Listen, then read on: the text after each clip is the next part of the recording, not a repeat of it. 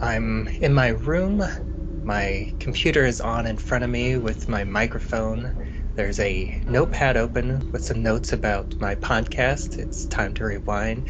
It looks like they're open to the 12th scene of Memento that starts in black and white at 25 minutes and 41 seconds, with Leonard shaving his upper thigh and ends at 27 minutes and 26 seconds, with Leonard being suspicious of Sammy and ordering more tests. There's also a Skype window open. Hang on.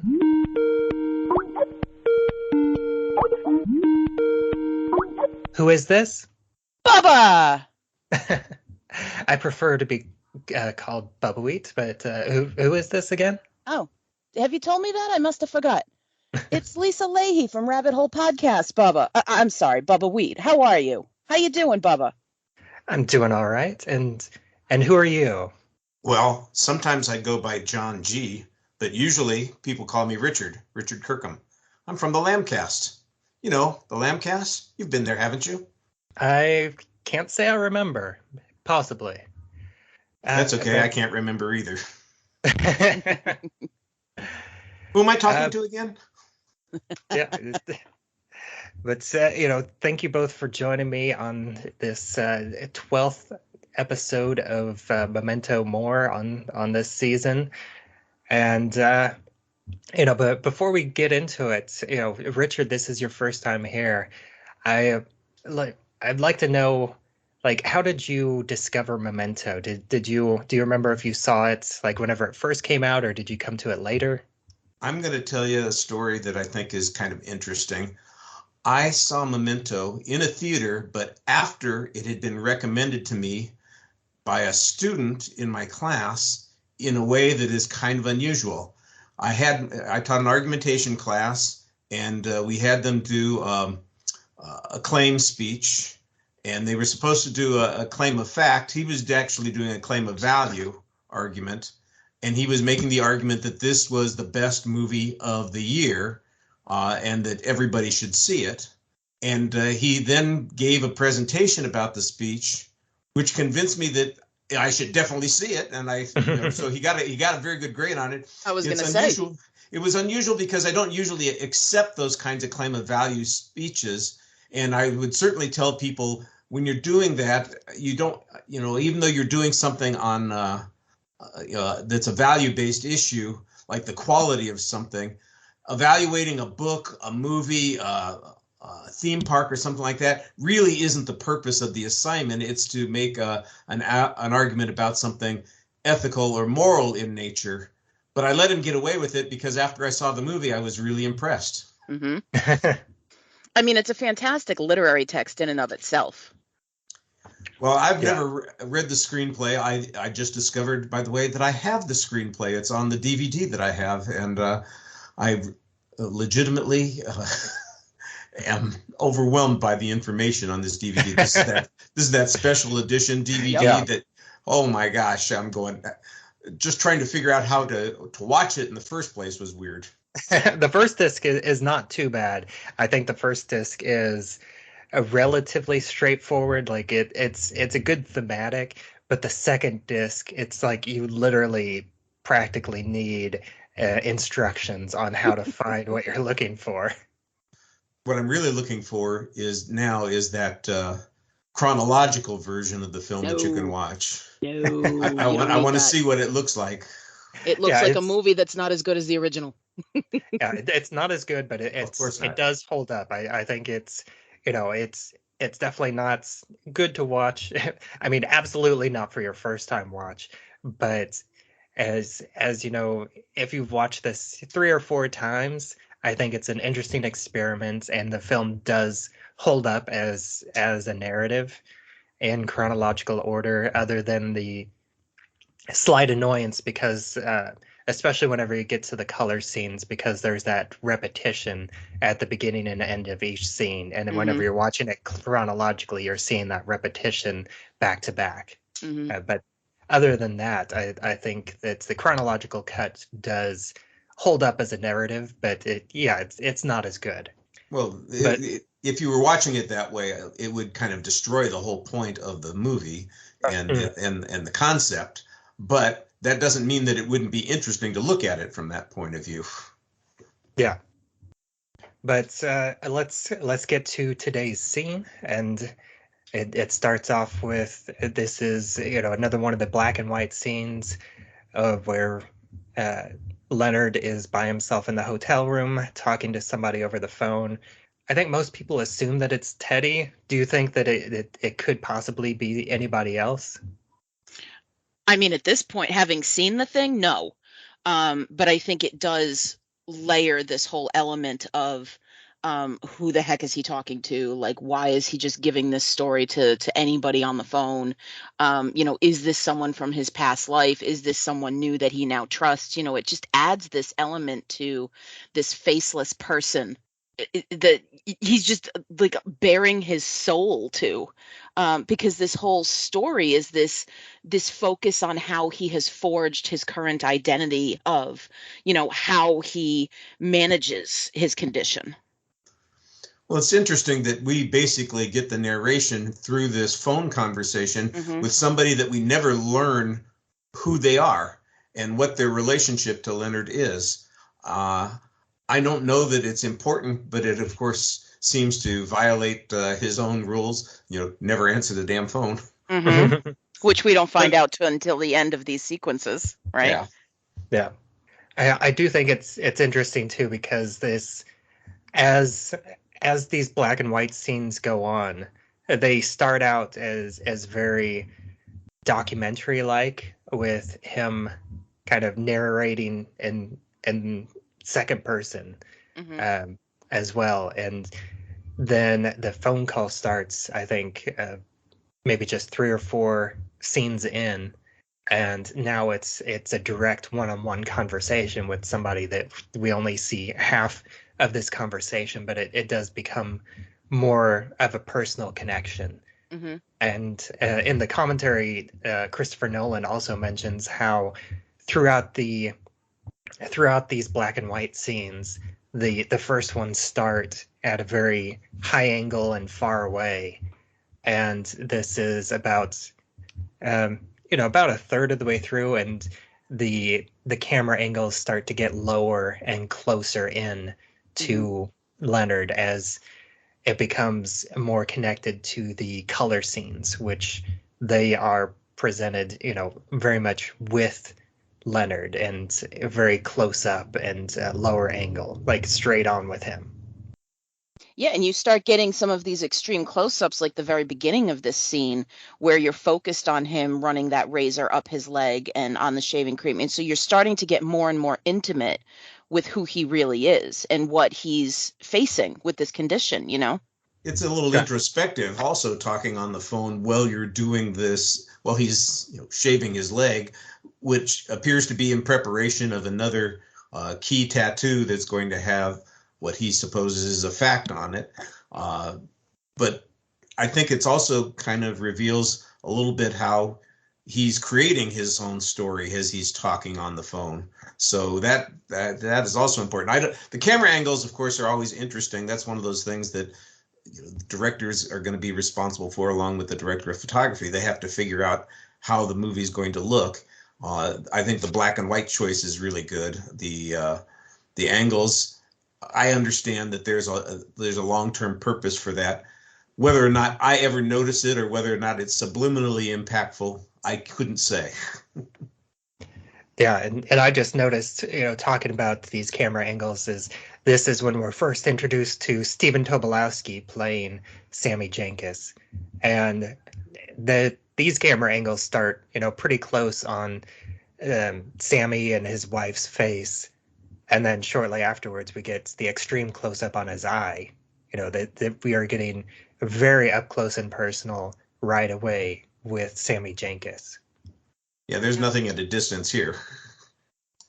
And I think it's interesting that as Leonard describes him, Mr. Samuel R. Jankis is a 58-year-old semi-retired accountant.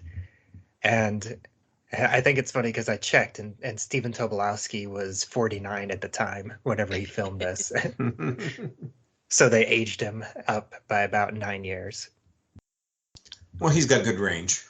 Yeah. Absolutely. And he is really great. And this whole story, it's very important to show this other side of this condition in order to give the audience more information about this anterograde memory loss.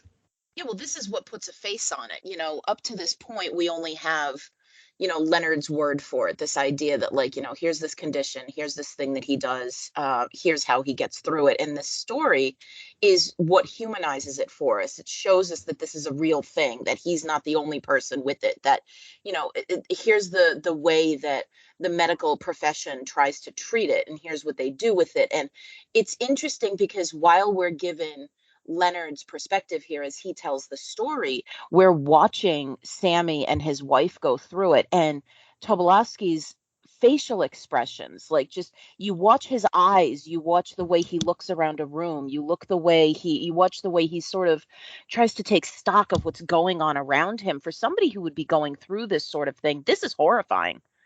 Because it's scary enough to not have anterograde amnesia, but to be looking at this situation and go to the doctors and have to go through tests like this already is anxiety inducing. And you've got this man who, like, every couple of seconds, give him a particular distraction, give him a needle in the arm, he's going to reset. And he's going to have to reorient himself to where he is and what's going on and who's this guy in the white coat and what. I mean, the amount of anxiety that he's feeling in this is really overwhelming. Mm-hmm. Well, I think the other important thing about these scenes is that it juxtaposes how some people have tried to cope with this situation and how Leonard has coping with this situation. The idea that there's got to be routine, you've got to have control, you've got to have a system, and his, Leonard's own self-justification for the way he does things is he's got a system, and that's what allows him to cope. And we discovered that there's not really any coping with this. He's just created a fantasy for himself that he is in fact coping. Mm-hmm. Mm-hmm. I mean, it's the rote explanation of the story itself. The fact that he's doing in this motel room two things that are just very run-of-the-mill to him. He's telling Sammy's story and he's shaving his leg. Like, this is not something that most people have to really super focus on, because by the time you get to adulthood, you have shaved enough that you know how to handle the razor, you know how to handle the shaving cream, you know what angles to push, you know how much pressure to use. He's doing two things right now. Leonard, I just called you Leonard, Richard, his whole idea of, like, juxtaposing these two situations together. For any other person, this story would be really unnerving and really upsetting. And for him, it's just as run-of-the-mill as shaving his leg, shaving his face in the morning, whatever it is that he's doing. It's just the same old thing. It's just a different day. And he just doesn't know it's a different day because he's telling the story over and over and over again. Exactly. Have I told you about Sammy Jankis? Yeah, and I listened to the director's commentary, and he mentioned that whenever they were casting Sammy Jankis, he felt like Stephen Tobolowsky was the only actor that really understood that even though Sammy Jankis is in the screenplay, he only had one line, which they expanded it a little bit. He's got 3 or 4 lines in the finished movie, mm-hmm. But even though it feels like a minor part, Stephen Tobolowsky was the one actor that really understood that Sammy is the backbone of this movie. Mm-hmm. And that's part of why he got the part. And it really is. And this scene especially sets up a lot of connections between Sammy and Leonard, because this is, when we're introduced to Sammy right after the doctor scene, he talks about how Sammy can't even watch TV anymore because over the course of half an hour, he's forgotten the plot. He can't, I don't think it's in this, I don't remember if it's in this scene or the next scene. But Leonard says, he can't even watch Green Acres. He can't even follow the plot of Green Acres anymore. Mm-hmm. But he does enjoy commercials because they're short. They're short enough that he can actually, follow them from beginning to end without forgetting what's going on. And this is a connection that we see briefly towards the end of the movie whenever he's at Natalie's house. And, he turns on the TV and then he looks at his Sammy Jankis tattoo and then he immediately turns the TV off. And I think there's also another connection that we see here at the end of. I'll talk. Oh yeah, it is here. As he describes how Sammy is able to do something very complicated, like set up this insulin injection, and we're seeing this, and we don't see it in full because it's stretched out so long. But I think this is very similar.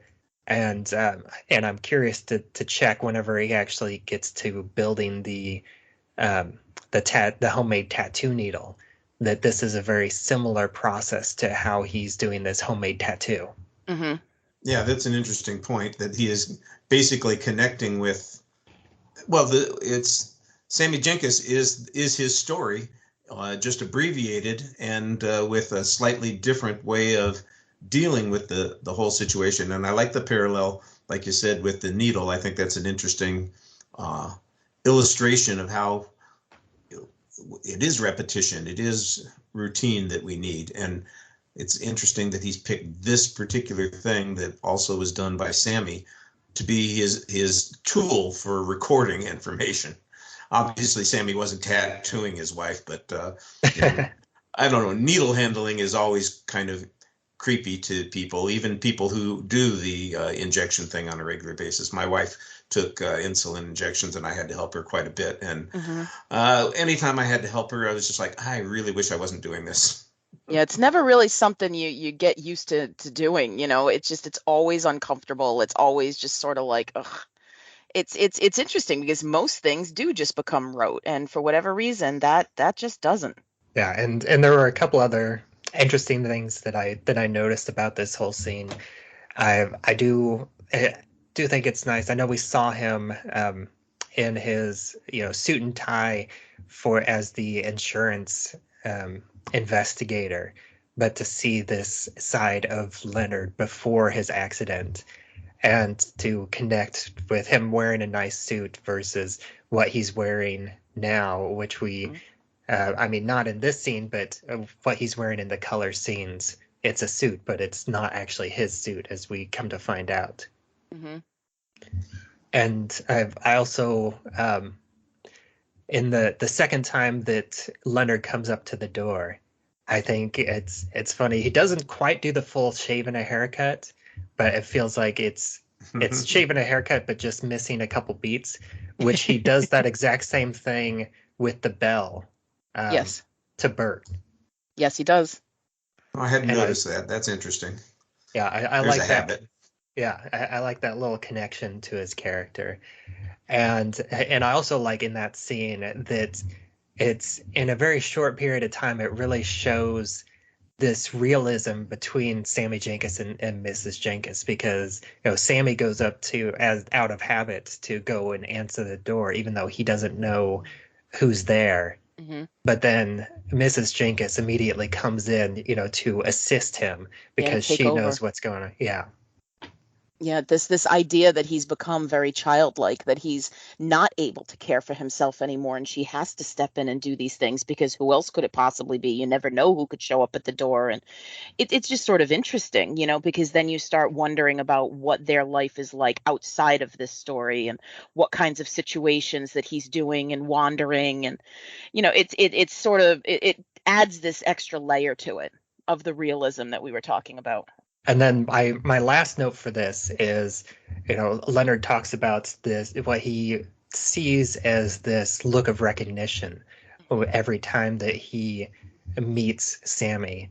And I think that that's something that Leonard himself does, with or without knowing that, in these color scenes, because anytime that he is, meeting somebody, or whether it's somebody that he knows beforehand or doesn't, he is in this mode of hiding his condition.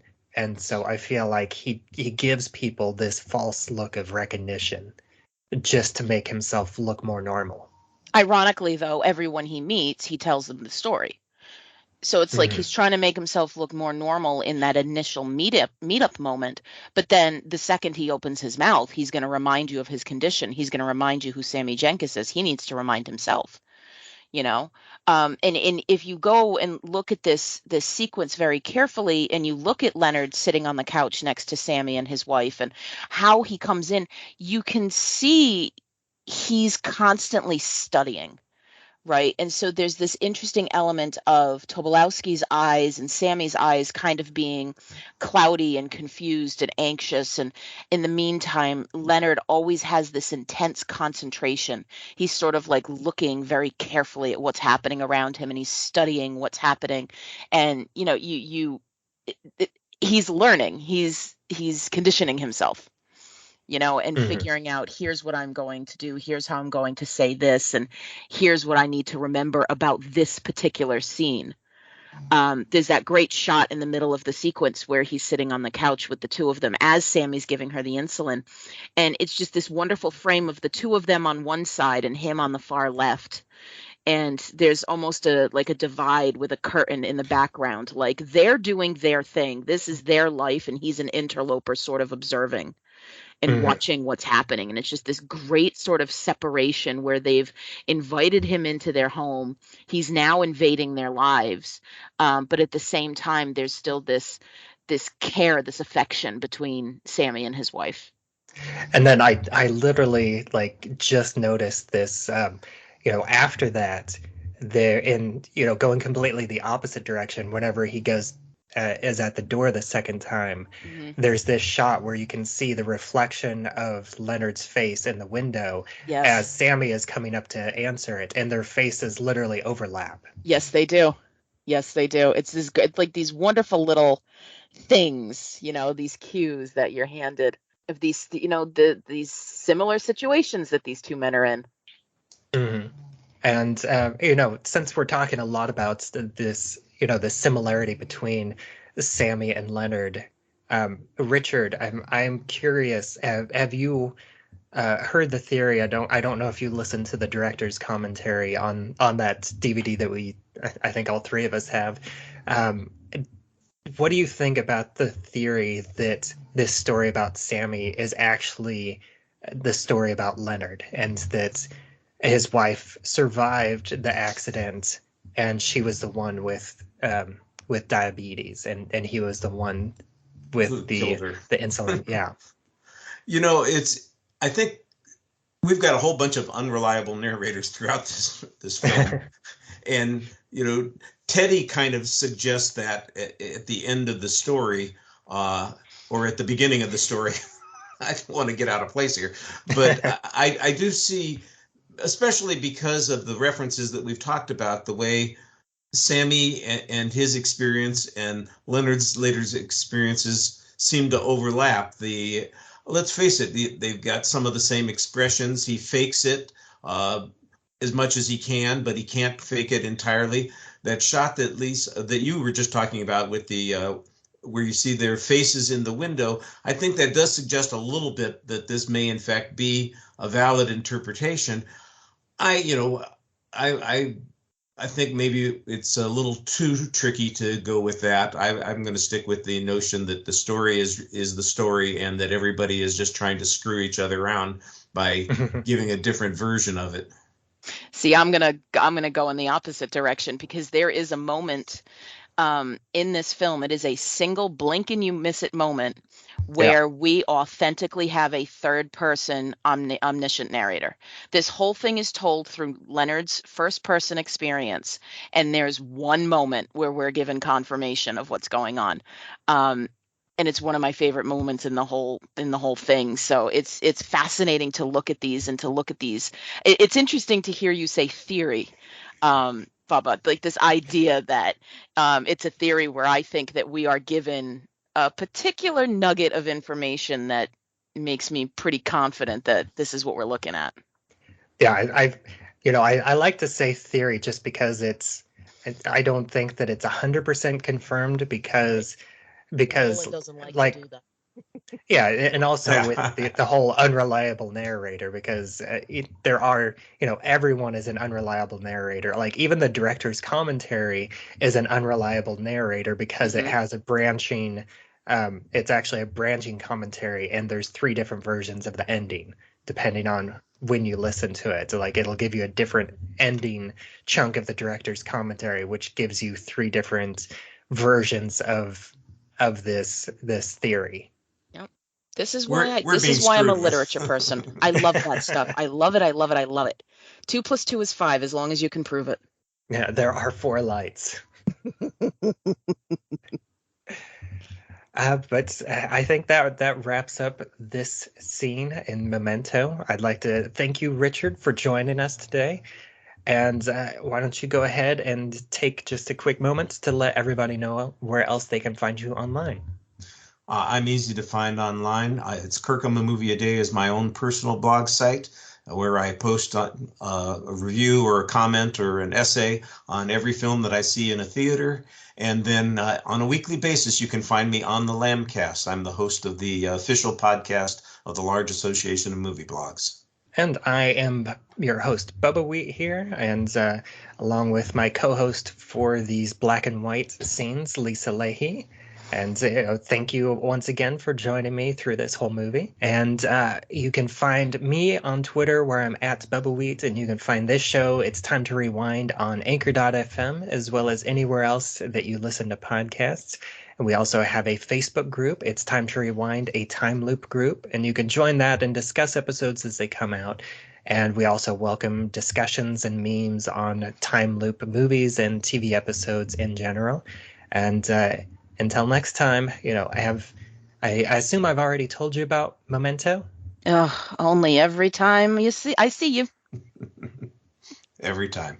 Mr. Samuel R. Jankis. Strangest case ever. The guy's a 58-year-old semi-retired accountant.